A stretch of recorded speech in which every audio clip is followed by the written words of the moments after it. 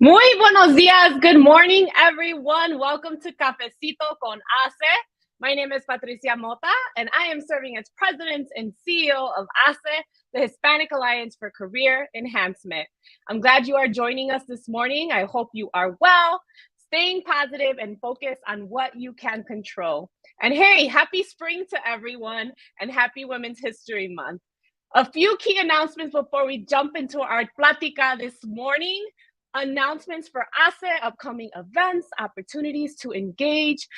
First and foremost, we're offering our Emerging Latino Leaders Program, Mujeres de HACE, and the deadline to be able to participate, submit your application is on the website. It's March 24th, so 2 days. Make sure that you go to the website, learn more about these programs. Again, it's the Emerging Latino Leaders and the Multicultural Leadership Program. The deadline is March 24th. And so I know the team is dropping that in the comments section. If we have any alumni from those programs, please share your advice, your recommendations, and what you got out of it to encourage others that may be on the fence from applying, to encourage them to do so. Secondly, if you are seeking for your next career opportunity, specifically in HR, accounting, we have a recruitment series on March 29th. Free to join us. It's also on our website, and that is taking place on March 29th. The companies that we have participating include Voya Financial, Discover, Federal Reserve Bank of Chicago. So make sure to sign up for that.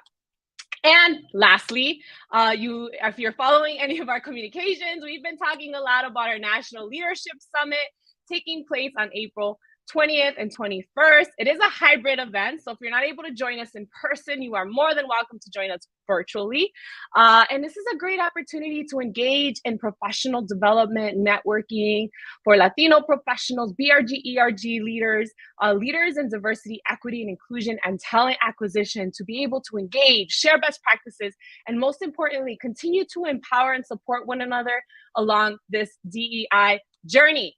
All right, I think that's it for the HACE announcements. I want to kindly introduce everyone to our special guest this morning, who is Miguel Lemus, who is a corporate communications assistant at the Bears, the Chicago Bears. Miguel, buenos días. ¿Qué tal? ¿Qué tal? Buenos días. Good morning to everybody who are tuning in. Thank you for having me. Miguel, we're happy to have you. This is round 2, right? We just recently got to engage, and we'll let everybody know tuning in what we're talking about. But first thing is first, how do you like your cafecito or your morning beverage of choice? You know, I'm a little bit boring in the morning because I'm not a coffee guy. Growing up, my parents were very into coffee, and I know a lot of Latinos are. They love their cafe. And growing up, before early in the morning, my parents would wake up super early in the morning to get their cafe ready and their pan dulce, whether it's a concha or any Mexican pastry.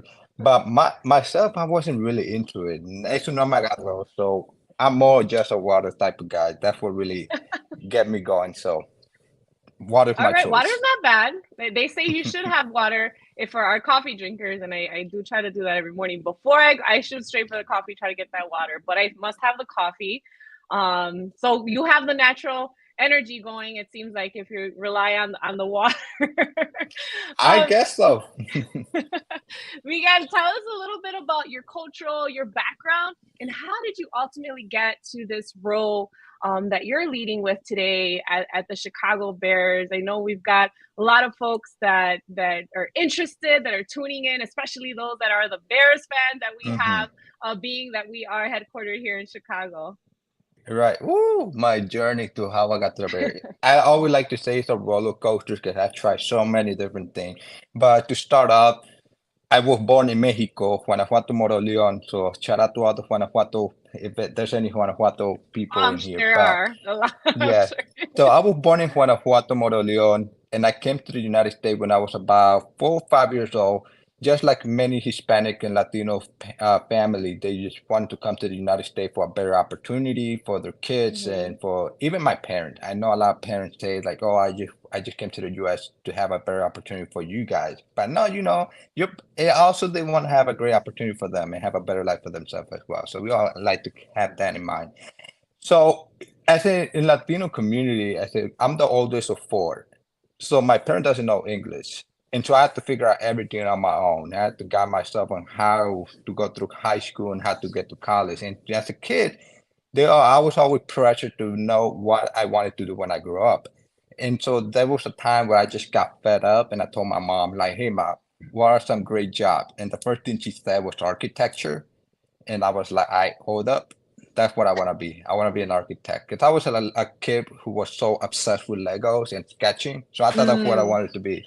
So eventually in high school, I majored in architecture. And then I got an internship right at high school because I won some competition in high school. And that's when I really realized, no, this is not what I really want to do. So I had to drop out of that program because I initially enrolled in architecture at UIC. That's where I went for college. In my first semester, I dropped out. I knew it wasn't for me, even though it was already guaranteed a job. I was really good at it. It wasn't my calling. So I went on as undecided and tried to figure out like many students. And one thing that I mhm, realized, because I also was born severe deaf. I was born mm, deaf, not completely deaf, just midway deaf. And so I thought something that I've been working over time was communication. Like, you know what? I already been working on communication because with my hearing disability, I knew that was a big mm. challenge in my life. So like I've been working on this for so long. Why not do something on it that I already been working on anyway? So I eventually looked into communication. UIC didn't have great progress in communication, so then I looked into marketing and business, and so I started working for a marketing agency while I was in college. And eventually, I stayed there for a couple years, and once I graduated in May 2018, I got an opportunity to work with Univision.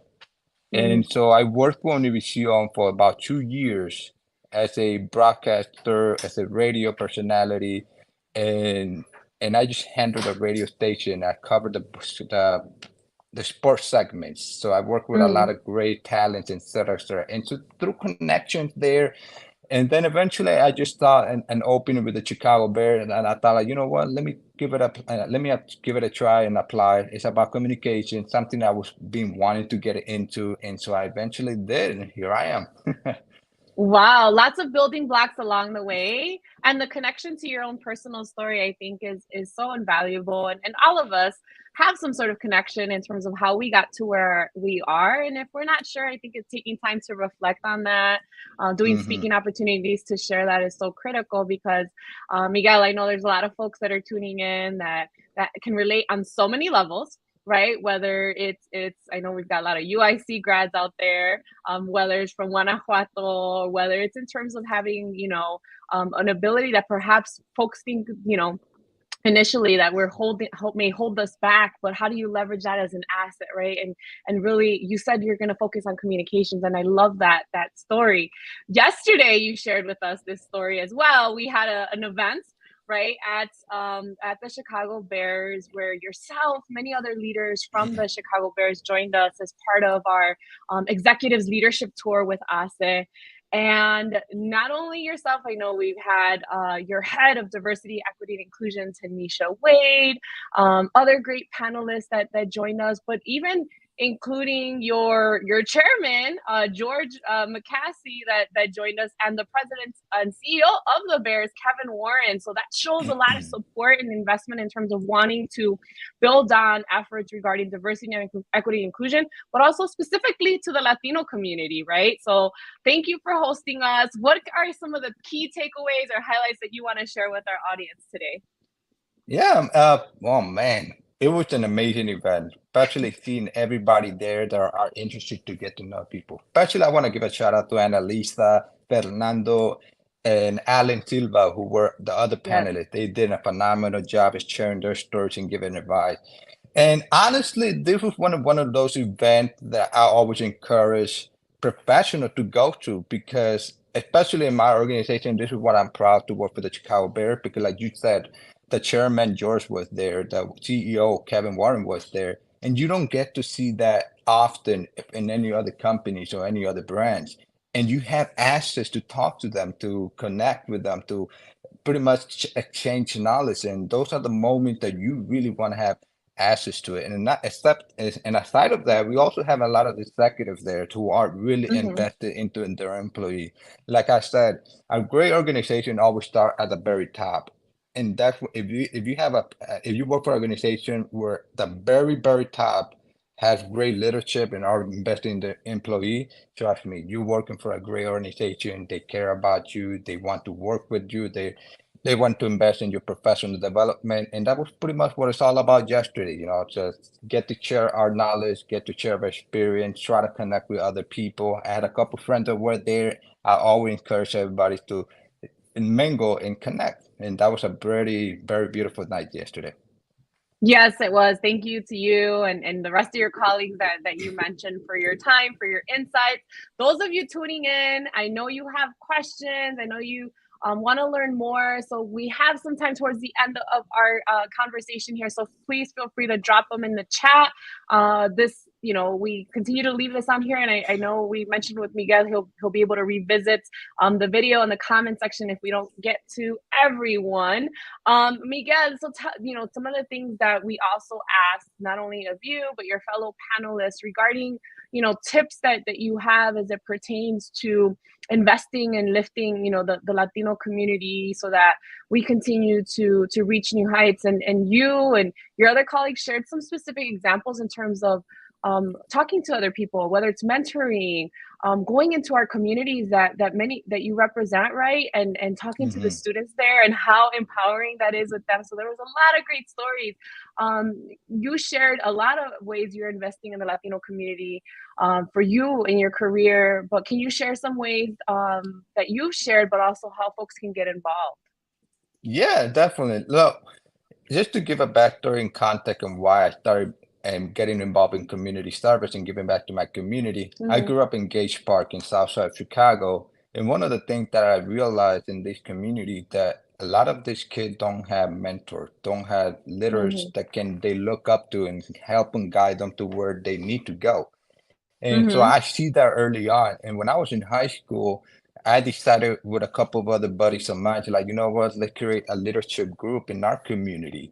And so eventually we talked to this church, St. Gall. So shout out to St. Gall for giving this mm-hmm, opportunity and space to host a group leadership community for kids and teenagers, and eventually we invite them to come to the group every week, and to teach them leadership skills, to teach them how to be they have hope for themselves, how to work hard, teach them how to guide them through college, how to fill out application, financial literacy, and et cetera, just to keep kids out of the street. And I've been doing that for over like 8 years. mm-hmm, 8 years because it was something that I enjoy and I wish I had that when I was younger.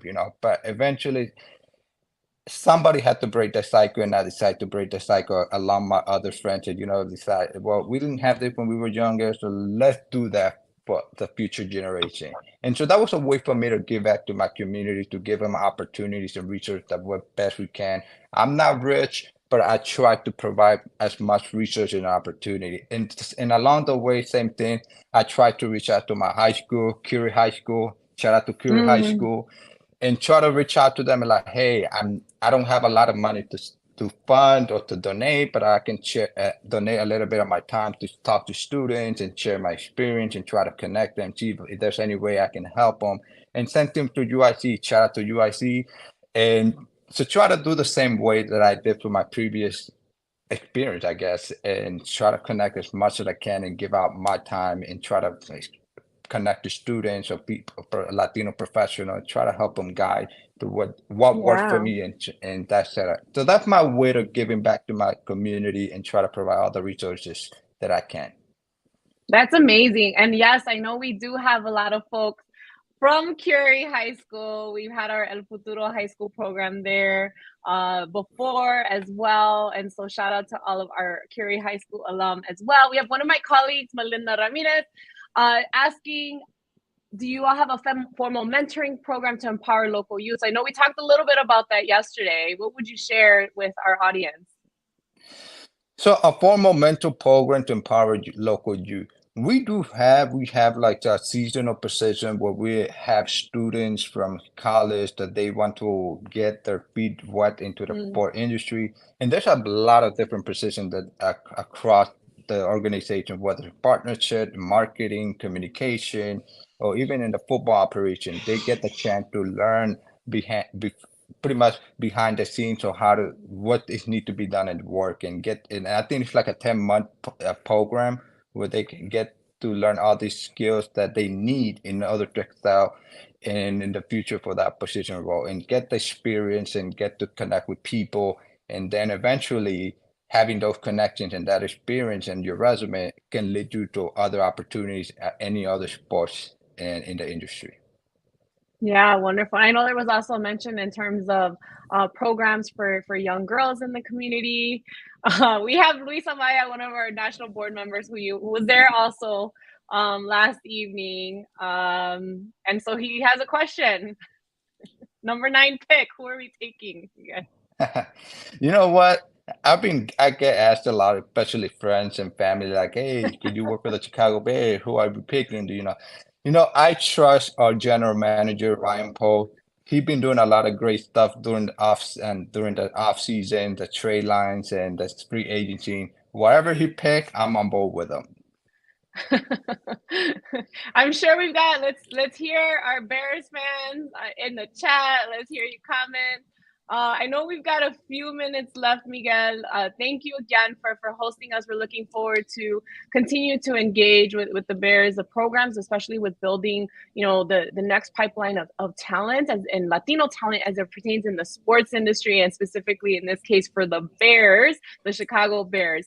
What are you most hopeful for this year, the rest of this year? Professional wise, I'm very, very excited for this upcoming season. We have a lot of stuff going on and we're working on, especially what the general manager have been doing this off season with the trades and stuff. We have new coaches, we have new players. We have a lot of exciting employees, so I'm definitely hopeful for what coming this season. And personal, I'm looking forward to my vacation on July. I'm going to visit Guadalajara, so I'm really excited to see what's down there. Going to Guadalajara, I know you talked about your summer trips to Mexico, and you shared a lot with us today and yesterday at the executive tour event. Please join me in thanking Miguel. Miguel, thank you for your time. Continue to engage in the chat, and we'll see you next time. Hasta la próxima. Take care, everyone. Thank you, Gracias, guys. Miguel. Ciao, Thank you. ciao. Bye-bye.